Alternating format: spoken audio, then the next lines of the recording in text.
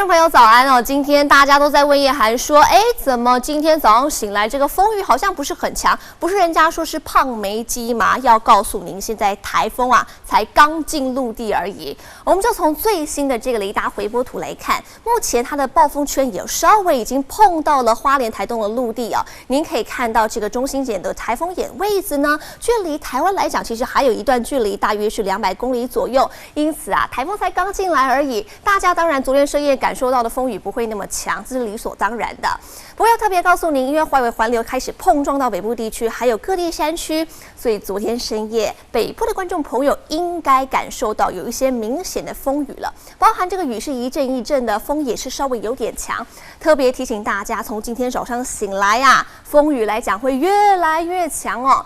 我们就从最新的警报预测图上面来看。目前它的中心位置距离花莲的东南东方大约还有200公里左右，其实还是有一段距离的。不过您可以看到它的暴风半径稍微已经碰到了花东的陆地，因此特别提醒大家，从今天早上开始，东部的观众朋友就要开始严加来戒备了。我们就从下一个这个您看哦，这个预测图在明天早上5点的时候，台湾还是笼罩在暴风圈当中，而且是还没有脱离的。所以要特别提醒大家的是，从现在开始啊，一路到明天的早上以前，这24小时全台都要严加来戒备。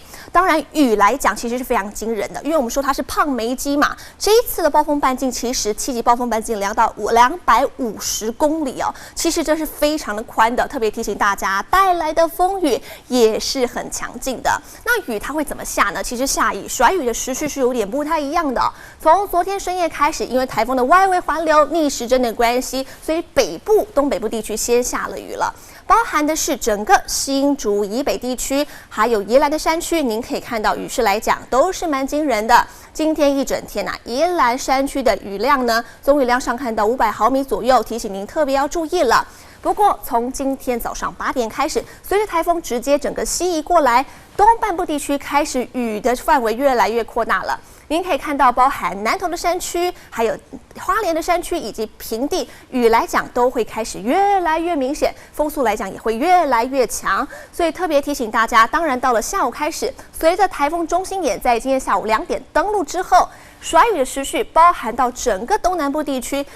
甚至连整个屏东的平地哦，还有垦丁地区都会下出蛮惊人的雨量。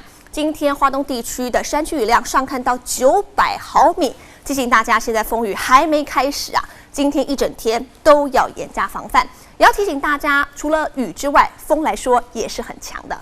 我们来看下一张图哦。您可以看到，整个新竹以北地区呢，都有9到10级的强阵风。另外，花莲地区的风速又更强，因为台风是整个直扑过来，当然带来的外围环流结构是比较扎实的，所以花莲地区可能会有12级的强阵风。当然，绿岛、兰屿啊，这一次恐怕还是会飙破到16级，这个地方要严加注意。